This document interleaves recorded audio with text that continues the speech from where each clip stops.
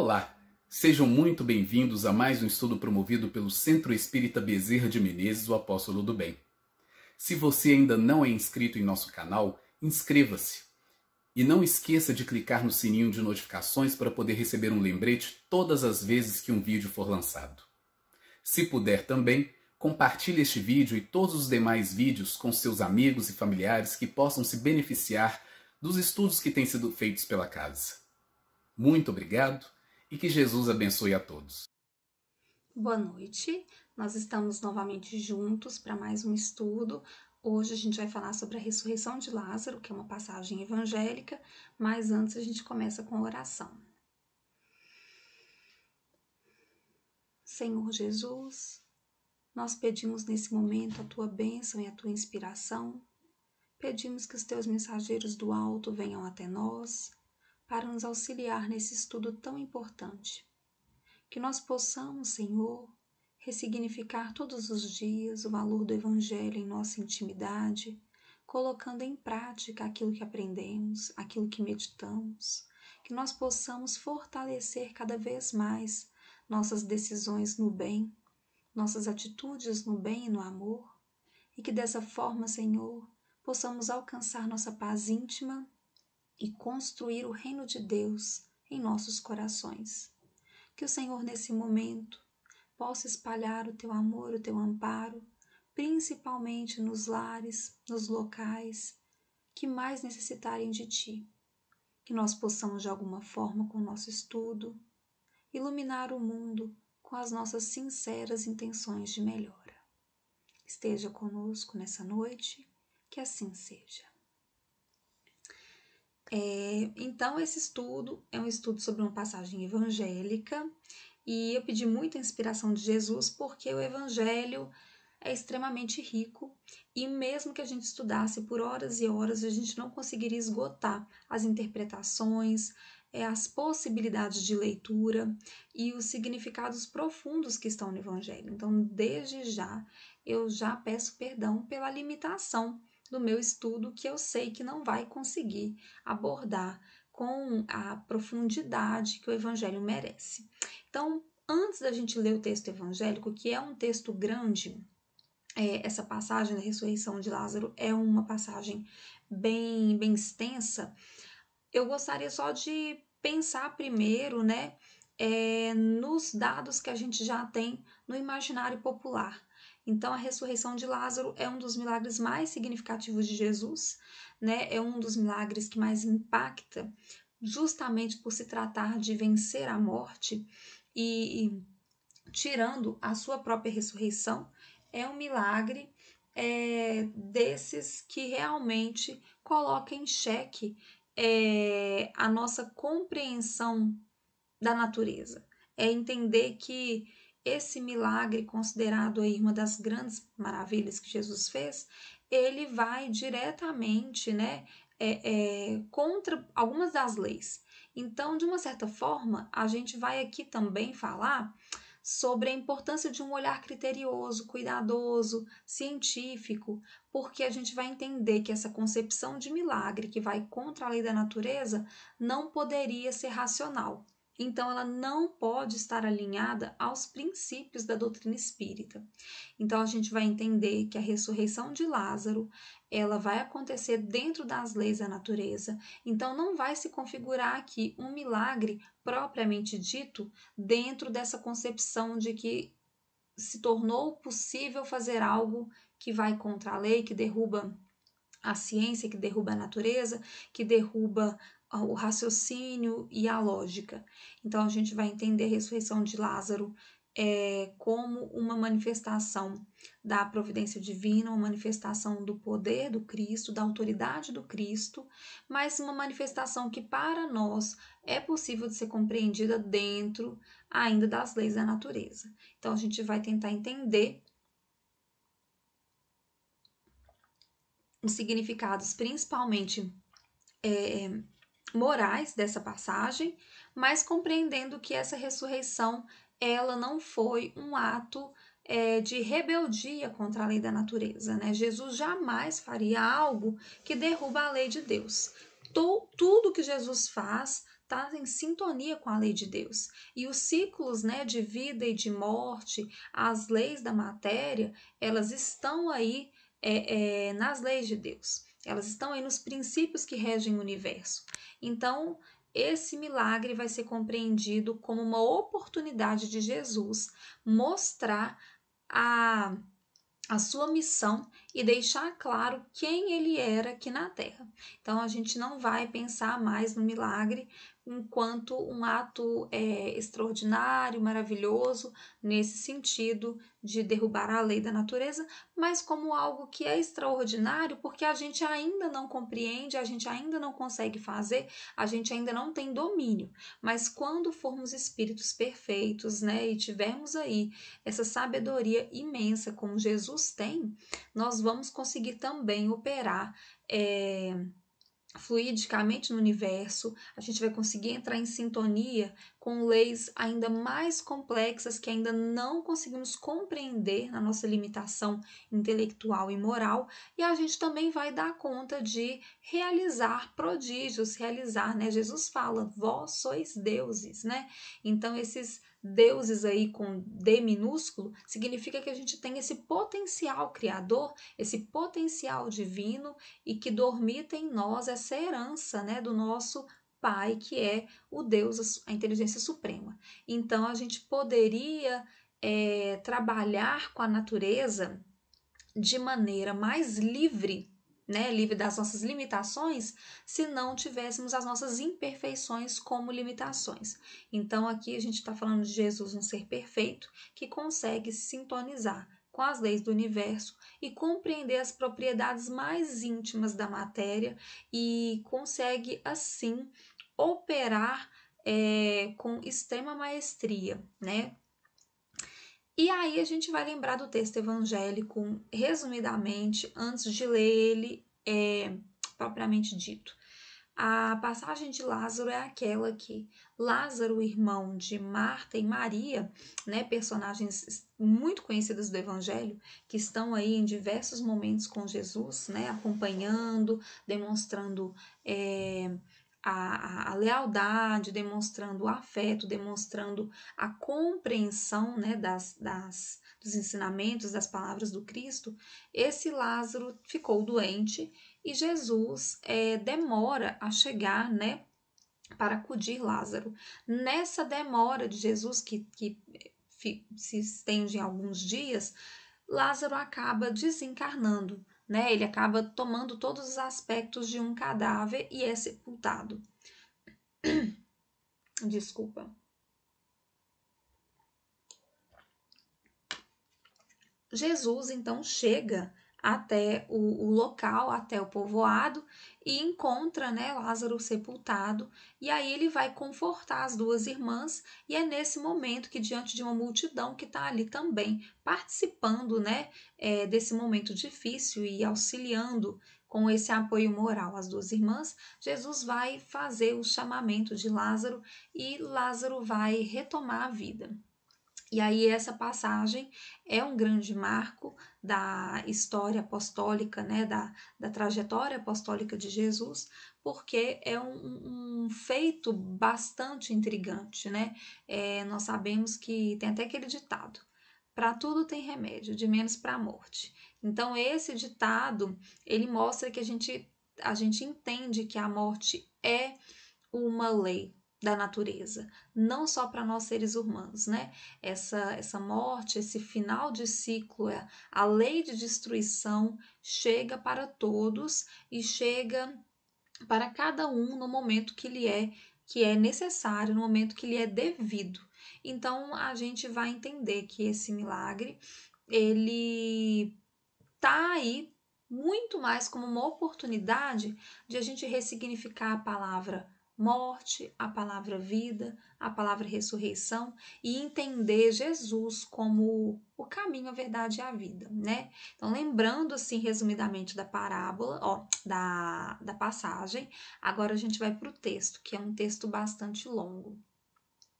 Tá em João, né, capítulo 11, versículos do 1 ao 45. E eu fiz um recorte no meio porque tinha uma parte que poderia desdobrar um pouquinho mais em reflexões, e eu achei que a gente poderia se estender muito, então eu fiz um pequeno recorte para a gente não ultrapassar tanto o nosso tempo. Estava então enfermo um certo Lázaro, desculpa, gente, de Betânia, aldeia de Maria e de sua irmã Marta. Maria, aquela que tinha ungido o Senhor com unguento e lhe tinha enxugado os pés com os cabelos, cujo irmão Lázaro estava enfermo. Então, esse momento aqui é um momento de identificação desses personagens, identificação de quem faz parte dessa história, dessa passagem aqui do Evangelho, né? Então, estão envolvidos aqui Lázaro, Marta e Maria, né? Que moravam na Betânia e que eram amigos de Jesus. E aqui está identificando essa Maria para a gente não ter nenhuma dúvida, entender que Maria que é essa, né? Essa Maria foi aquela que derramou um unguento, né? Uma essência, um perfume nos pés de Jesus em um momento de encontro, né? E tinham os apóstolos ali todos envolvidos, e ela enxuga, né, com os cabelos, e aí a gente tem aquela passagem muito clássica daquele questionamento, né? E por que tá usando um unguento tão caro para, né, assim, colocar nos pés de Jesus? Poderia se vender esse unguento e com o dinheiro alimentar os pobres. E aí Jesus fala, né, os pobres vocês terão sempre, mas o Filho de Deus está aqui apenas agora, né? Então ele fala alguma coisa nesse sentido, mostrando aí a simbologia, né? Simbolicamente do quanto que a gente tem que valorizar esse momento, né? Da vida de Jesus aqui, da vinda de Jesus aqui, né? O quanto que essa encarnação ela é extremamente importante para a história da humanidade. E aí, quando a gente identifica essas personagens, lembrando que Maria fez isso, a gente está aí falando de uma família que tem uma consciência muito clara disso. Porque essa passagem em que Maria lava os pés de Jesus com um unguento muito caro e enxuga com os cabelos, ela está literalmente se colocando como serva do Senhor. Ali ela está adorando, glorificando e expressando a sua lealdade infinita, a sua confiança, colocando-se humildemente aos pés daquele que ela entende que vai trazer o caminho da salvação. Então, esse momento de identificação, ele mostra que a gente não está falando de uma família qualquer. Nós não estamos falando de um homem, uma mulher, era um samaritano, era uma cananeia. A gente não está falando de alguém perdido no evangelho, de alguém pontual, aleatório, deslocado, né? A gente está falando de pessoas que realmente compreendem a importância e a autoridade do Cristo aqui na Terra. Então, esse momento de identificação ele é importante, e esse exemplo para poder destacar Maria é muito importante, porque esse exemplo deixa claro como que essa família entende a missão de Jesus. Então, as irmãs de Lázaro mandaram dizer a Jesus, mandaram um recado: Senhor, aquele a quem amas está doente. Ao ouvir isso, Jesus disse: essa doença não acabará em morte. É para a glória de Deus, para que o Filho de Deus seja glorificado por meio dela. Então a gente já começa aqui. Senhor, aquele a quem amas está doente. Essa passagem vai deixar muito clara a importância dessa família, né? Então, Jesus ama apenas uma pessoa? Aquele a quem amas. Fica parecendo, né, se a gente fizer uma leitura rasa, de que Jesus ama apenas esse Lázaro. E aí a gente vai pensar no amor de Cristo pela humanidade. A gente vai pensar na relação de um ser perfeito com o amor universal. Então, é muito claro que esse amor a que as duas irmãs estão se referindo não é um amor de apego, não é um amor tóxico, doentio, exclusivista, não é um amor de segregação. A gente está falando aqui de um amor de afinidade, porque o amor verdadeiro, aquele incondicional, aquele amor soberano, que é o amor máximo que nós, enquanto humanidade, quando chegarmos na nossa angelitude, vamos alcançar, esse amor Jesus já tem. Aqui ela está falando de um amor correspondido, de uma afinidade e de uma compreensão, porque amor Jesus tem por todos, né? Mas aqui a gente está destacando uma afeição que está muito mais ligada à capacidade de quem é o objeto de afeição, né? O outro, de conseguir corresponder esse amor. Então, Lázaro aqui está no papel de ser amado por Jesus, não porque ele é especial, mas porque corresponder a esse amor, corresponder a uma amizade, corresponder ao afeto de Jesus, exige elevação do espírito, exige preparação, né? Então nós todos somos amados por Jesus, mas nós muitas vezes não nos comportamos e não vivenciamos a vida como seres amados por Jesus. A gente não está sintonizado muitas vezes, né, com esse amor. Então é para pensar aqui que Jesus ama a todos, mas que esse amor aí está falando de uma amizade, de uma afinidade, de uma compreensão mútua, que é um carinho, né? Um carinho que, no caso de Jesus, não tem nada a ver com apego, com uma segregação, com favoritismo, nada disso. Tem a ver com a capacidade daquele Lázaro, né, de corresponder a essa amizade. Ao ouvir isso, Jesus disse: essa doença não acabará em morte. É para a glória de Deus, para que o Filho de Deus seja glorificado por meio dela. A finalidade da doença é a glória de Deus e a glorificação de Jesus. Vamos pensar. A finalidade da doença é a glória de Deus e a glorificação de Jesus. Quando num planeta de provas e expiações, uma pessoa tem uma doença, normalmente essa doença é para prova ou expiação, ou os dois ao mesmo tempo. No caso da doença de Lázaro, a finalidade é a glória de Deus e a glorificação de Jesus. Ah, Taíla, você repetiu isso várias vezes. A minha repetição tem a ver com a gente entender. A finalidade da doença não é nem provacional e nem expiatória. Não é uma doença que vem trazer aí para Lázaro um desconforto de reparação com o passado. Não é uma doença que vem trazer para Lázaro uma provação porque talvez ele precise testar aí alguma coisa que ele no passado errou, né? No passado mais próximo, ele cometeu como erro e agora ele precisa ser provado.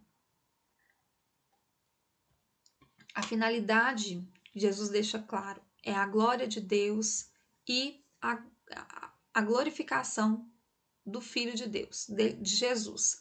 Então, a gente vai entender que a lei de causa e efeito aqui, que a lei de ação e reação, que essa lei que a gente fala que é a lei do resgate, do débito, ela não está atuando. O que está atuando aqui é o planejamento, né, muito bem estruturado para que a glória de Deus aconteça e para que o Filho de Deus seja glorificado por meio dela.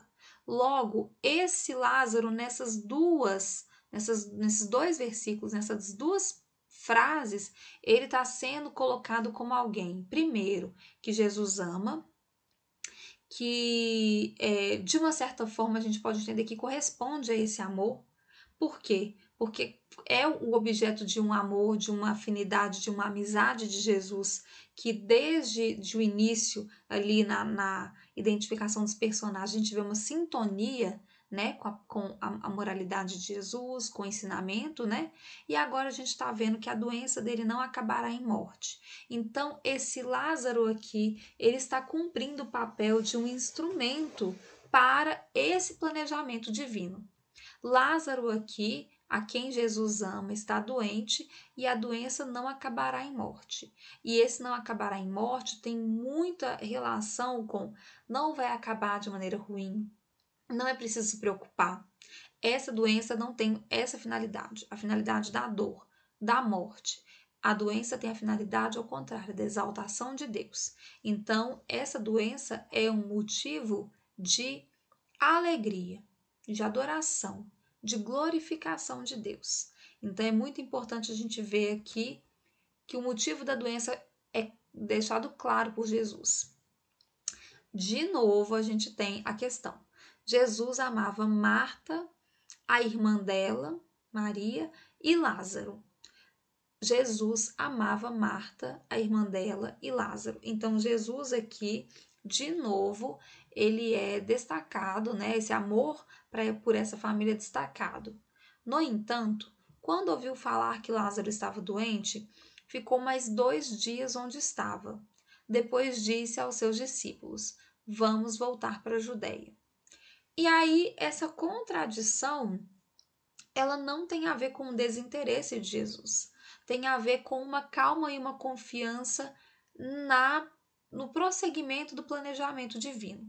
Quando nós temos certeza que o nosso planejamento está ocorrendo, a gente não se apavora, a gente não tem ansiedade, a gente não se desespera. Então, Jesus, ouvindo que Lázaro estava doente, com a plena consciência de que aquela doença não era para a morte, ele vai permanecer onde estava, terminar o que precisava fazer e ir calmamente, voltando para a Judéia para o reencontro, né? Depois de dizer isso, prosseguiu dizendo-lhes. Aí aqui que eu fiz um corte, viu, gente? Porque a passagem trazia alguns outros versículos que eram que a gente ia se estender bastante na compreensão. Nosso amigo Lázaro adormeceu, mas vou até lá para acordá-lo. Seus discípulos responderam: Senhor, se ele dorme, vai melhorar. Jesus tinha falado de sua morte, mas os seus discípulos pensaram que ele estava falando simplesmente do sono. Então lhes disse claramente: Lázaro morreu, e para o bem de vocês estou contente por não ter estado lá, para que vocês creiam, mas vamos até ele. Então, essa parte aqui é importante. Jesus deixa claro, né, que vai voltar e ele fala: nosso amigo Lázaro adormeceu, mas vou até lá para acordá-lo. Aqui nesse momento, Jesus fala de um adormecimento e os discípulos entendem como um adormecimento literal. Então, Jesus vai frisar que esse adormecimento é um adormecimento profundo, está falando de uma morte. A gente vai entender essa morte de Lázaro como um fenômeno letárgico, cataléptico, um fenômeno de um coma profundo, né? Algum fenômeno desses que nós sabemos cientificamente hoje, que é muito possível de uma pessoa ter o aspecto de morte e ela possivelmente chegar a um desencarne realmente, se ela não for atendida, se ela não for cuidada, se ela não for medicada, né? E observada com atenção, mas são estados que são possíveis de retroagir e recuperar, né, a saúde física. Só que Jesus deixa claro que é uma morte porque era aquilo que as pessoas iam entender naquela época. Se Jesus falasse que havia, gente, existe coma, existe catalepsia, existe letargia. Primeiro, que ninguém ia entender. E segundo, que o peso daquilo que ele ia falar ia se perder. O corpo de Lázaro ganha o aspecto de morte. E aí Jesus vai falar que vai acordá-lo, né? Então Lázaro adormeceu, Jesus vai acordá-lo. E aí, para o bem de vocês, estou contente por não ter estado lá, para que vocês creiam. Então, Lázaro morreu para o bem de vocês. Quem são vocês? somos todos nós. Né? Então, são os apóstolos, são as pessoas que vão presenciar, são as pessoas que vão se beneficiar dessa história, igual nós estamos nos beneficiando agora, ouvindo ela, estudando sobre ela. Então, a morte de Lázaro deixa Jesus contente porque é a oportunidade de ele mostrar a sua autoridade, o seu poder, a sua missão, né? Então, é muito importante para o Cristo fazer os sinais de que ele é o Messias, deixar claro, cumprir as profecias e mostrar que ele é aquele que tinha sido prometido para o povo hebreu, para os judeus. Ele queria deixar claro que todos poderiam crer nele. E uma maneira de crer é realizando sinais, é realizando atos considerados miraculosos. Então, Jesus, nessa felicidade dele, ele não está contente porque Lázaro adoeceu e morreu. Ele está contente porque, dentro do planejamento divino, essa doença é para a glória de Deus e é para a crença das pessoas. Então, essa felicidade de Jesus, ela demonstra aí uma capacidade de olhar estratégico e uma visão ampliada das coisas, né? Então, nós, muitas vezes, no momento de doença, no momento de dificuldade, a gente não consegue ter esse olhar, né? Então, na hora da dor, na hora do desafio, nós temos o olhar pontual, olhando para aquele momento como se ele fosse o mais grave da nossa existência, né? Sem perceber que é um momento passageiro e que muitas vezes é aquele momento de dificuldade, de provação, que pode muitas vezes nos capacitar para lutas maiores e que pode nos proporcionar também o resgate, né, dos nossos débitos. Então, muitas das vezes nós estamos passando por situações assim como Lázaro passou, e Lázaro passou para ser instrumento, né, da providência divina, mas nós estamos muitas vezes passando situações para o nosso próprio benefício. Para o benefício de quê? Né? Da nossa evolução ou do débito, ou do resgate do nosso débito, ou das duas coisas ao mesmo tempo. Então a gente muitas vezes tem que lembrar dessa passagem e entender aonde que nós temos que nos resignar e agradecer os desafios que chegam até nós, porque são oportunidades de crescimento e de resgatar, né, nossas dívidas. Então Tomé, chamado Dídimo, disse aos outros discípulos: Vamos também para morrermos com ele. Então aqui Tomé está demonstrando aí uma solidariedade, né? Mas ele também está demonstrando de alguma maneira que ele não havia compreendido completamente a situação como um todo. Jesus não está indo para morrer com Lázaro. Jesus está indo para trazer Lázaro à vida, né? Então aqui a gente vai perceber que Jesus vai surpreender com a sua atitude, porque ninguém esperava. E aí que está a crença, né? É essa surpresa, é esse elemento do poder divino que muitas vezes nos surpreende. E nos surpreende por quê? Porque muitas vezes nós não estamos preparados, nós não estamos sintonizados com a lei de Deus. Então, aquilo que vem de Deus e que supera tanto a nossa capacidade ainda nos surpreende, ainda nos maravilha, né? E nos maravilha nesse sentido, da gente às vezes nem cogitar aquilo que Deus pode fazer por nós. Ao chegar, Jesus verificou que Lázaro já estava no sepulcro havia 4 dias. Betânia distava cerca de 3 quilômetros de Jerusalém.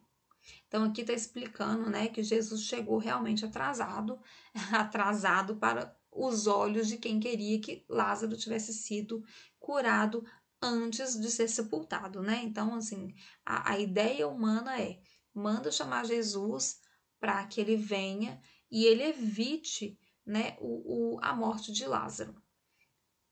Muitos judeus tinham ido visitar Marta e Maria para confortá-las pela perda do irmão. Então aqui a gente vai perceber que Jesus está indo, não há uma compreensão clara do que vai acontecer, os apóstolos ainda estão bastante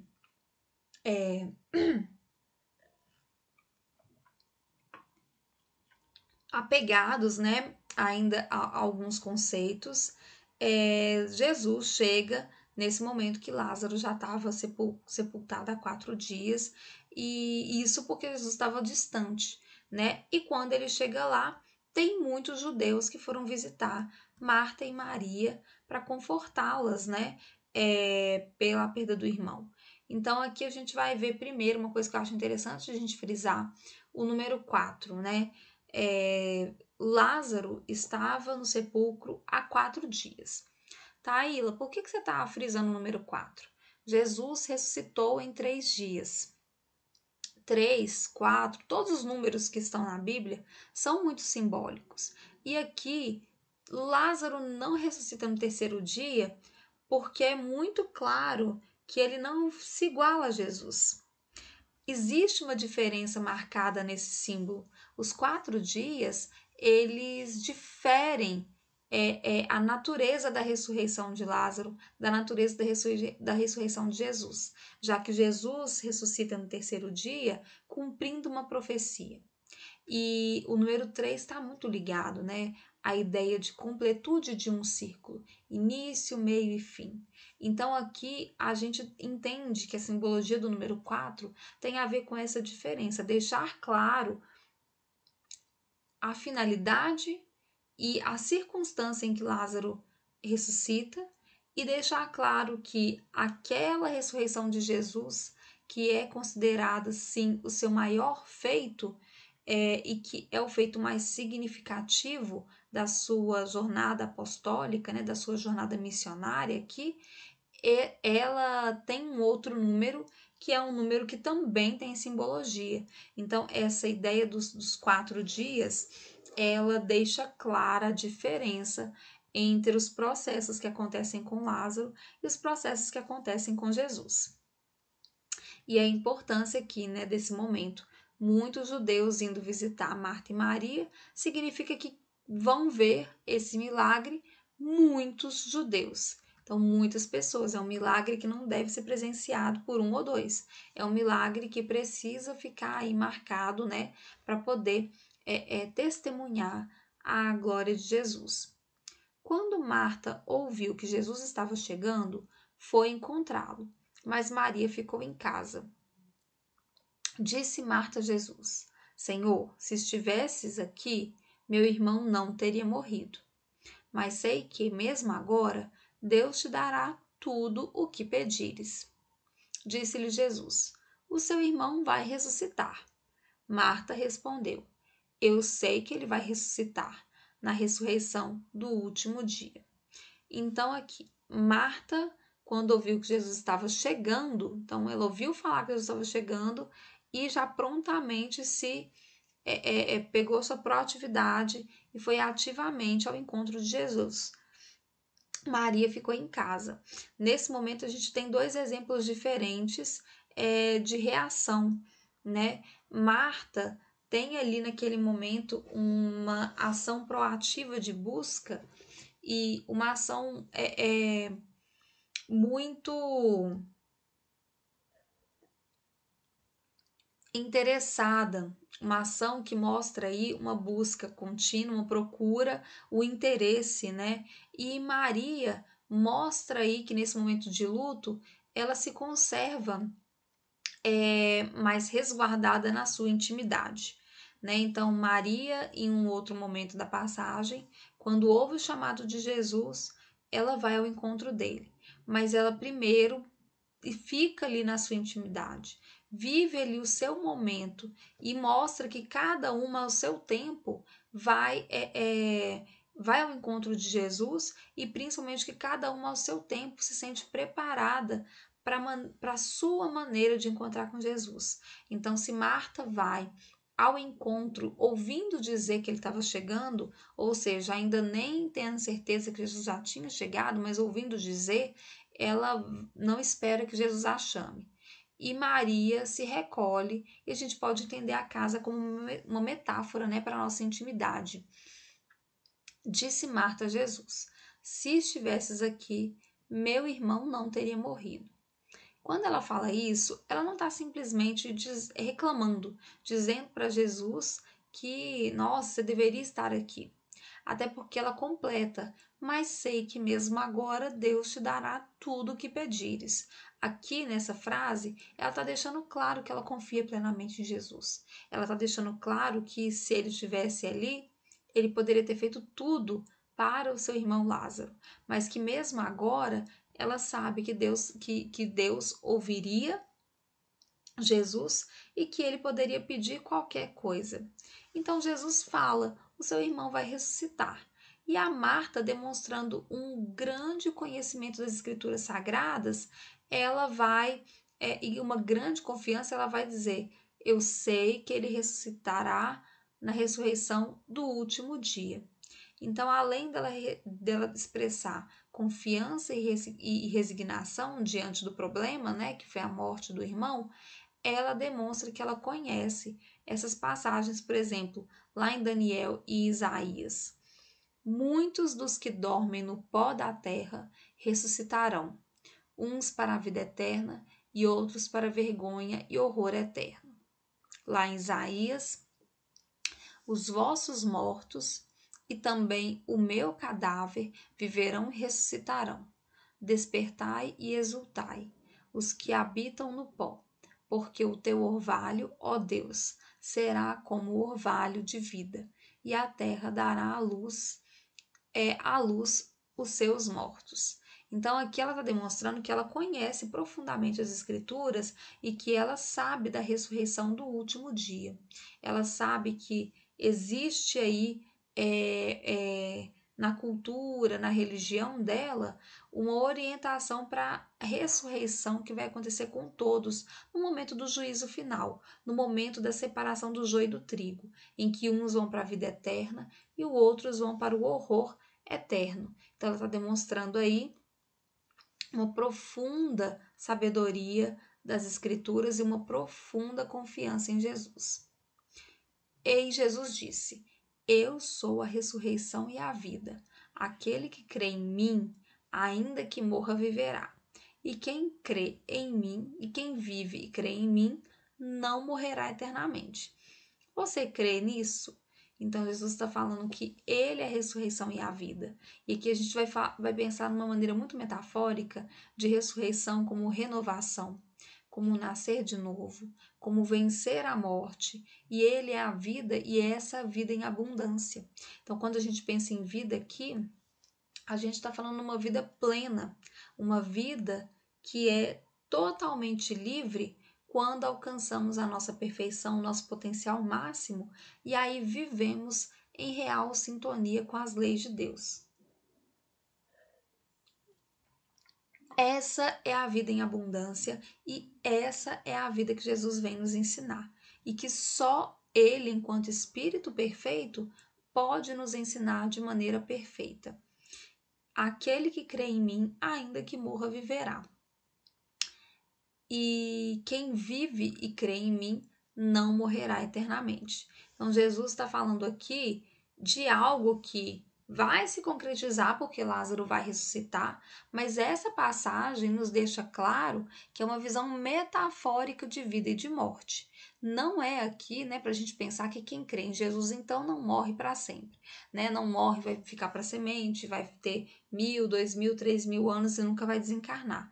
Não é isso. Jesus aqui fala de uma morte em vida, né? Então, quem crê em Jesus e quem vive como ele orienta, vai ter vida em abundância, vai ter uma vida plena, vai ter uma vida que ressurge, que renasce, né? E essa é uma nova vida, principalmente tendo em vista que a maior parte das pessoas que estão aqui no planeta Terra são espíritos em complicação, são espíritos com passados difíceis, né? São espíritos que precisam da ressurreição, que precisam da renovação, que precisam construir uma ideia de vida plena e abundante. E ela lhe respondeu: sim, Senhor, eu tenho crido que tu és o Cristo, o Filho de Deus, que devia vir ao mundo. Então, nesse momento, a gente vê de novo uma expressão de fé, uma compreensão muito grande e uma noção de profundidade da fala de Jesus. E aí, nesse momento, começa aqui, né, o nosso grande desfecho da passagem. Depois de dizer isso, foi para casa e, chamando à parte Maria, disse-lhe: O mestre está aqui e está chamando você. Chega o momento de Maria se juntar, né, a Jesus e a Marta para poder começar efetivamente o processo da transformação ali, né, da ressurreição de Lázaro. E, ao ouvir isso, levantou-se depressa e foi ao encontro dele. Então, é muito importante a gente ver que Marta vai ao encontro de Jesus antes mesmo dele chamar proativamente, mas Maria, no seu recolhimento, na sua intimidade, ali na sua casa, assim que ela é chamada, ela se levanta depressa e vai ao encontro de Jesus. Essa ideia do depressa tem muito a ver com ela estar preparada. Então, no momento que ela fica em casa, a gente não está falando de uma preguiça, de um desânimo, de uma falta de sintonia. A gente está falando do momento dela de preparação. E aí, quando Jesus chama, ela depressa, ela prontamente vai ao encontro dele. E aí fica para a gente na reflexão do quanto nós temos ouvido o chamado de Jesus e o quanto que a gente tem demorado para atender, quando não negligenciamos e não atendemos esse chamado. Jesus ainda não tinha entrado no povoado, mas estava no lugar onde Marta o encontrara. Quando notaram que ela se levantou depressa e saiu, os judeus que a estavam confortando em casa seguiram-na, supondo que ela ia ao sepulcro para ali chorar. Chegando ao lugar onde Jesus estava e vendo-o, Maria prostrou-se a seus pés e disse: Senhor, se estivesses aqui, meu irmão não teria morrido. De novo, né? A gente vai ver que Marta afirma isso, aquela certeza de que Jesus poderia salvar, e de novo Maria afirma também essa mesma fala, mostrando uma confiança e uma sintonia muito grande com Jesus e com a irmã. Então a família está ali toda sintonizada. Ao ver chorando Maria e os judeus que a acompanhavam, Jesus agitou-se no espírito e perturbou-se. Onde o colocaram? Perguntou ele. Vem e vê, Senhor. Respondeu eles. Jesus chorou. Então aqui a gente tem muita coisa. Primeiro, Jesus ainda não tinha entrado no povoado, mas estava no lugar onde Marta o encontrara. Metaforicamente, a gente pode dizer que aquele povoado simboliza uma população, uma massa, uma coletividade. Jesus ainda não tinha entrado nessa coletividade. Ele estava onde Marta o encontrara. Olha que interessante, Marta se distancia da coletividade para encontrar Jesus. Essa coletividade, Jesus ainda não havia entrado lá. Mas por que Jesus não entra na coletividade ainda?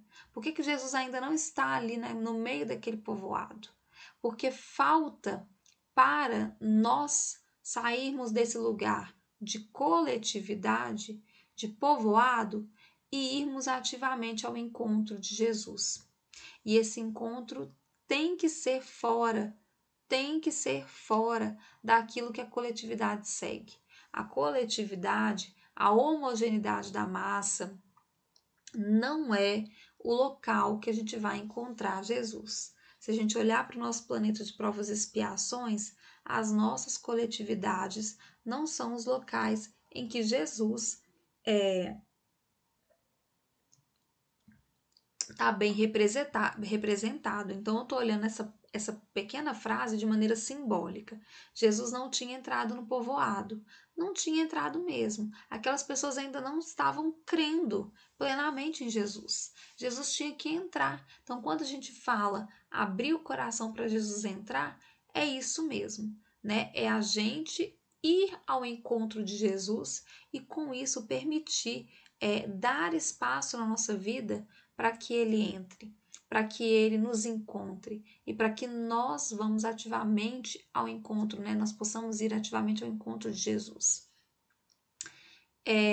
Os judeus que estavam lá seguiram a Maria quando ela se levantou e foi lá para o sepulcro. E eles acreditaram que a Maria tinha ido lá para chorar, né? Então, os judeus, sem consciência do que estava para acontecer, eles seguem Maria para prestar o apoio, para prestar as condolências, mas também pela aquela curiosidade, por aquela coisa de acompanhar a movimentação. Chegando ao lugar onde estava Jesus, onde Jesus estava, e vendo, Maria prostrou-se aos seus pés e disse: Senhor, se estivesses aqui, meu irmão não teria morrido. Então, de novo, né, a sintonia que Jesus tinha com Marta e Maria, ou melhor, que Marta e Maria tinham entre si e tinham com Jesus. Jesus agitou-se no espírito e perturbou-se. Esse é um momento importante da passagem que a gente não pode confundir agitar-se no espírito e perturbar-se com desequilibrar, com não dar conta da situação, com um agito ligado à ansiedade. Jesus não fica ali ansioso. Jesus agita-se no espírito. Jesus perturba-se. Naquele momento, Jesus está mobilizando e movimentando os seus recursos íntimos, né? Seu poderoso magnetismo, a sua capacidade de intervenção na natureza, nas pessoas, aquela capacidade de intervenção que Jesus sempre expressa, né? Então, esse momento de agitar-se no espírito e perturbar-se tem muito a ver com Jesus mobilizar seus recursos íntimos, mobilizar aquilo que ele tem para começar a fazer aquilo que ele precisa.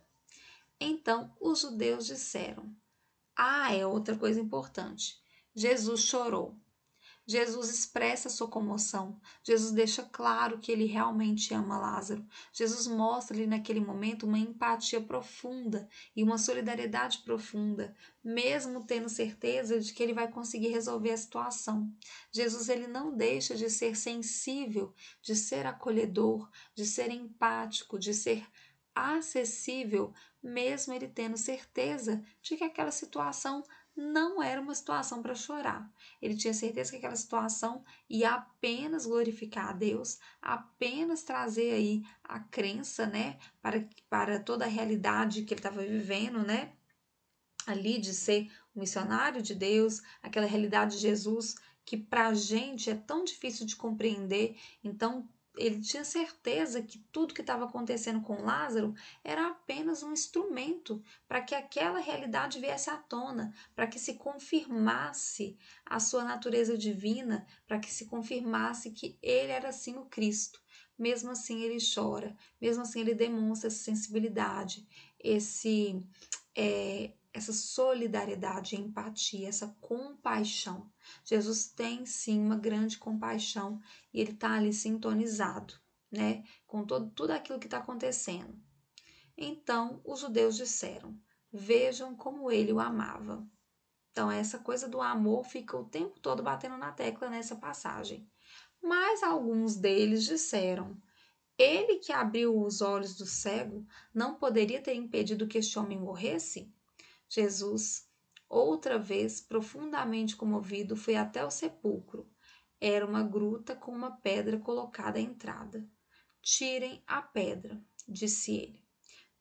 Disse Marta, irmã do morto. Senhor, ele já cheira mal, pois já faz 4 dias.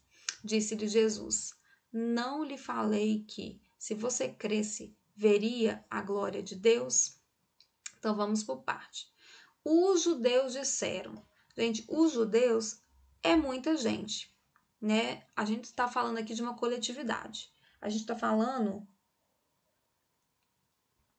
de pessoas que não se sintonizam com Jesus, não compreendem profundamente a sua missão e que não dão conta ali naquele momento de dar o testemunho que Marta e Maria deram, testemunho de confiança, testemunho de fé, testemunho de certeza daquilo que Jesus é. Elas não, essa coletividade, essas pessoas não sabem de maneira profunda e rica o que Jesus é, o que Jesus significa para a gente da importância de Jesus para a história da humanidade inteira. Então, alguns se comovem ali com a comoção de Jesus, alguns deixam claro que entendem que Jesus amava Lázaro e que percebem isso, mas outros vão questionar. Uai, ele não abriu os olhos do cego? Então ele poderia, né, ter impedido que o homem morresse. Então, nesse momento, a gente vê como que Jesus não é compreendido pela multidão. Jesus profundamente comovido, então de novo aí, né, a exaltação desse caráter humano, desse caráter sensível de Jesus. Quando eu falo humano é nesse sentido sensível, né, e ele vai até o sepulcro e pede, né, para tirarem a pedra. E aí a Marta fala, né, que o cadáver já cheira mal porque fazia 4 dias, e Jesus insiste: não lhe falei que se você cresce, veria a glória de Deus? Então, olha a importância de crer.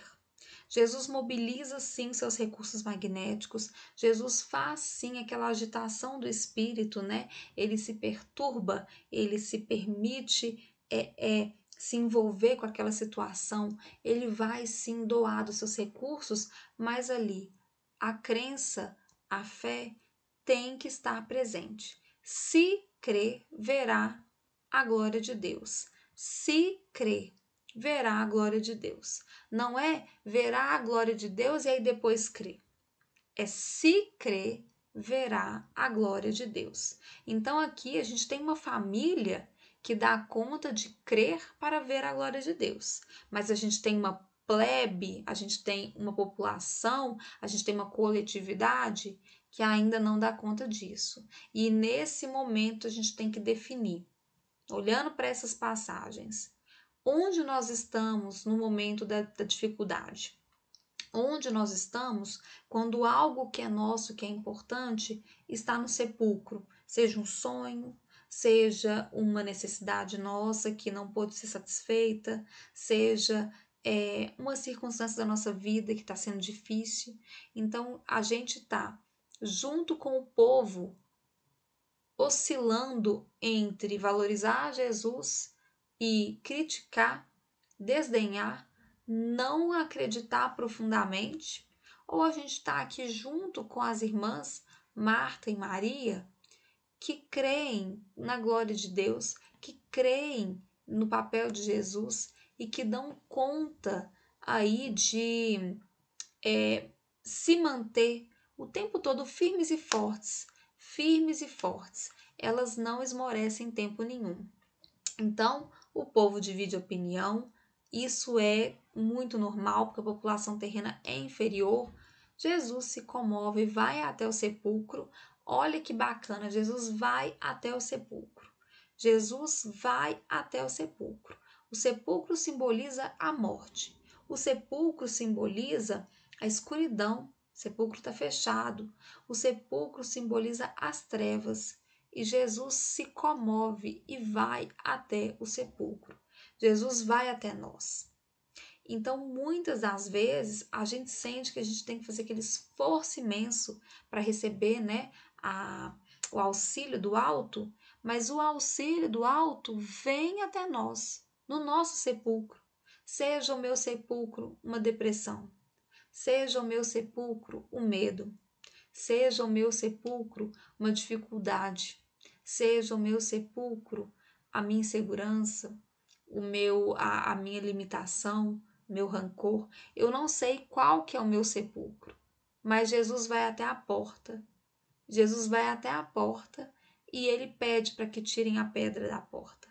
Então Jesus faz sim uma parte desse caminho, mas o destaque é para a importância da nossa fé, da necessidade de a gente manter a nossa fé para correspondermos a essa busca de Jesus por nós, as ovelhas perdidas. Então tiraram a pedra. Jesus olhou para cima e disse: Pai, eu te agradeço porque me ouviste. Eu sabia que sempre me ouves, mas disse isso por causa do povo que está aqui, para que creia que tu me enviaste. Depois de dizer isso, Jesus bradou em alta voz: Lázaro, venha para fora. Então vamos lá. Jesus olha para cima. Olhar para cima é um ato de humildade, é um ato de sintonia de Jesus com Deus. É Jesus mostrar que naquele momento ele vai orar, ele vai entrar na sua intimidade e vai falar com Deus. E olha que interessante, agradeço porque me ouviste. Jesus ainda não tinha pedido nada, mas a certeza dele é tão grande que Deus nos ouve e nos alimenta e nos nutre e traz para a gente aquilo que a gente precisa, que ele agradece antes mesmo de pedir. Ele agradece porque ele tem certeza. Eu sabia que sempre me ouves, mas disse isso por causa do povo que está aqui. Então Jesus está ali mostrando, até no momento de oração, que ele está ensinando o tempo todo. Então ele sabe que ele pode agradecer previamente, porque Deus vai escutar.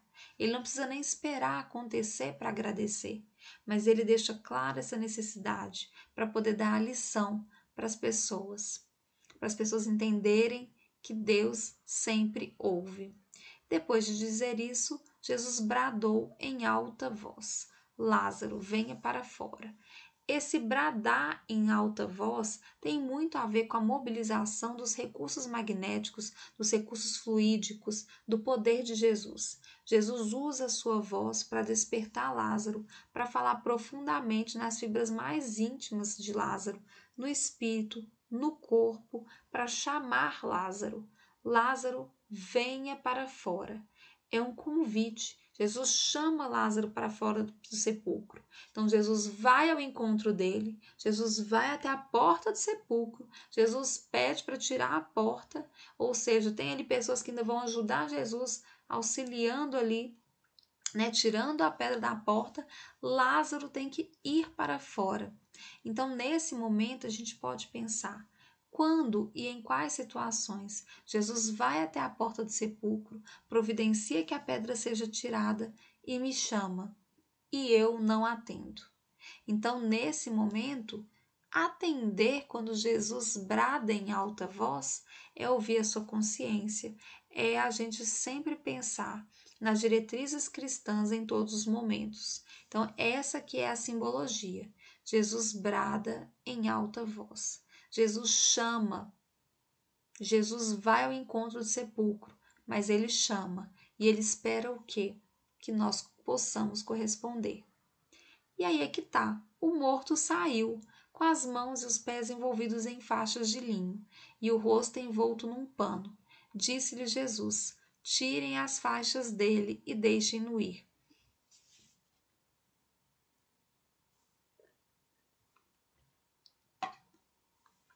Muitos dos judeus que tinham vindo visitar Maria, vendo o que Jesus fizera, creram nele. Então, o morto saiu. Peraí, vamos voltar aqui. O morto saiu. O morto saiu. Lázaro, que era considerado ali naquele momento morto, ele sai. Lázaro vai para fora do sepulcro. Lázaro faz o movimento. Jesus chama, mas Lázaro atende. Lázaro sai do sepulcro, sai das trevas, sai do adormecimento, sai da doença. Nesse momento que ele sai, ele está colaborando, ele está fortalecendo esse momento de Jesus, que é o momento da provação de que ele era, o momento de provar que ele era o Filho de Deus. Jesus faz esse sinal, Jesus traz esse fenômeno psíquico, né, para a gente, como uma prova da glória de Deus, né? E aí, nesse momento, tirem as faixas dele e deixem-no ir. Aqui a gente vai ver a importância, né, de a gente fazer o que quando a gente sai do sepulcro? Tirar as faixas e deixar ir. É a gente deixar nossa sintonia do sepulcro. É a gente não sair do sepulcro mantendo-nos com as mãos, os pés e o rosto envolto em pano, envolto em faixa. Aquela faixa que foi colocada na gente no sepulcro, aquilo que nos envolvia, que nos colocava ali naquele local, tem que ser descartado, tem que ser desligado. A gente tem que permitir, deixem-no ir. E nesse momento a gente vai pensar em deixar ir o que nos liga ao sepulcro. É a tristeza, é a raiva, é o orgulho, é o egoísmo, é a vaidade, é o controle, é o ódio, é o rancor, é a vingança, não sei. O que te prende ao sepulcro, o que você poderia trazer do sepulcro, da sua morte, não traga. Deixe, tire, deixe ir. Né? Então, Jesus aqui está falando de uma renovação completa. Muitos dos judeus que tinham vindo visitar Marta e Maria, né, vendo o que Jesus fizera, creram nele. Então, aqui, a nossa grande finalidade foi concretizada. Vendo o que Jesus fez, muitos judeus conseguiram perceber que Jesus era sim aquele Messias, que Jesus era sim uma autoridade e que valia a pena sim crer nele. Crer nele significava crer no caminho, na verdade, na vida, na ressurreição e na vida. Fica para a gente várias lições dessa passagem, né? Mas algumas das lições mais importantes é a autoridade do Cristo, a compaixão de Jesus, né? Como que Jesus se compadece da situação. Os planos divinos, então, Lázaro ali não é uma pessoa com uma dívida qualquer. Lázaro está ali cumprindo com o planejamento divino. Fica aí também como lição o uso dos recursos magnéticos. Jesus consegue mobilizar, Jesus consegue fazer tudo isso e nós, à medida que formos nos depurando e evoluindo, também vamos usar cada vez mais os nossos recursos magnéticos. E a importância da fé e de ouvir o chamado de Jesus. Então, se a gente não tiver fé e se não estivermos dispostos a ouvir o chamado de Jesus, a encontrar o significado de Jesus em nossas vidas e a perceber nas entrelinhas da vida, né? Se a gente perceber nos sinais que a vida nos dá o chamado de Jesus, a gente vai conseguir então a nossa ressurreição, sair do nosso sepulcro e caminhar para a nossa liberdade, sair da nossa treva e caminhar para a luz, sair da nossa morte e caminhar para a vida. Então, olha como é importante a gente tentar ver todas as passagens do Cristo com um olhar cada vez mais atento, mais enriquecido. Então essa passagem, ela é muito rica, ela poderia nos render aí dias e dias, meses e meses, anos e anos de estudo, mas ficam algumas lições que eu acho que são muito importantes. Eu espero que vocês possam, ao longo da semana também, pensar em outras lições, repensar essa passagem na vida, entender qual que é o seu lugar nessa passagem. Então é o tempo todo pensar, quando eu ajo como Lázaro, quando eu ajo como Maria, como Marta, quando eu ajo como o povo que não compreende, que julga, que critica, mas que não tem a fé o suficiente para também, quando vê, crer. Né? Então é muito interessante ver que nessa passagem deixou claro, muitos dos judeus que estavam ali passaram a crer. Não foram todos. Então significa que tem uma resistência tão grande para ouvir o chamado de Jesus que muitas vezes nem com sinais maravilhosos a gente consegue, né, nem com tudo aquilo que Deus nos proporciona, a gente consegue se conectar com esse chamado do Cristo. Então desenvolver essa sintonia com Jesus, ela é muito importante para a gente poder estar o tempo todo alinhado e conseguir perceber a hora de nos recolher, a hora de ir ao encontro, a hora de sair do sepulcro, a hora de identificar qual é o meu sepulcro.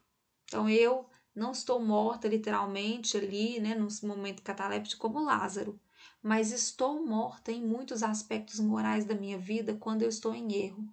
Estou morta para a vida espiritual quando eu coloco os bens materiais acima, quando eu coloco o meu orgulho, minha vaidade, meu egoísmo acima da lei natural de amor, da lei de Deus, acima de todas as leis de Deus. Então aqui fica para a gente, né, a reflexão. Quem sou eu nessa passagem? Qual é o meu papel? O que eu estou fazendo hoje para eu ressurgir, para eu ressuscitar, para aquilo que é uma dificuldade para mim se tornar, enfim, a minha maneira de me superar, de me reencontrar, né, em acerto, me conectar com Deus e encontrar com Jesus. Eu espero que essas lições façam sentido, que essas lições ajudem no dia a dia e que a gente possa sempre refletir, sempre pensar com muito carinho sobre cada passagem. Eu agradeço a todos vocês pela paciência, pela oportunidade de estar aqui.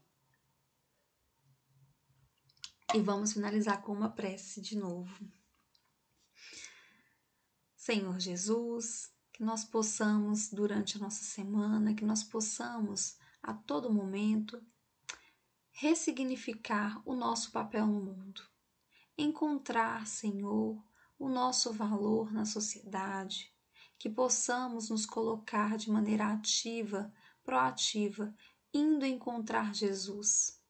Que nós possamos, no momento do chamado, ouvi-lo, responder positivamente. Que nós possamos também, Senhor, de alguma maneira, compreender que há muitos mistérios na vida, mas que nós só poderemos alcançá-los quando conseguirmos fazer a nossa evolução.